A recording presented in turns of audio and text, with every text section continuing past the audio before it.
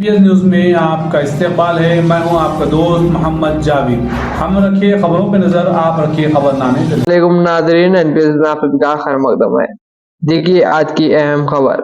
हमारे नुमाइंदे मोहम्मद जावेद की ये खास रिपोर्ट। हमारे चैनल को लाइक करें, शेयर करें, सब्सक्राइब करें, फेसबुक इंस्टाग्राम पर फॉलो करना ना भूलें।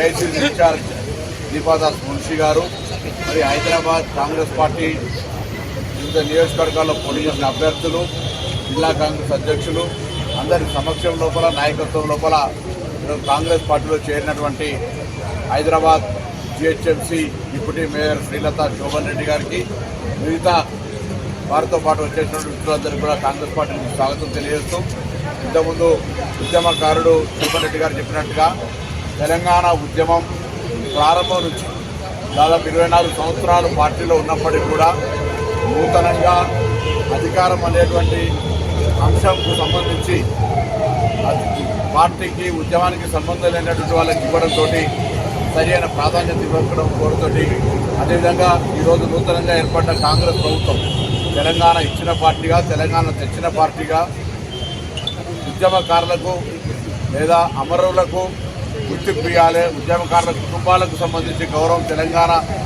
వాళ్ళ ద్వారానే వచ్చింది. ఈరోజు తెలంగాణ అమరుల శవాల మీద పేలాలు ఏరుకున్న ప్రభుత్వం వాళ్ళ పట్ల నిర్లక్ష్యంగా వ్యవహరించింది.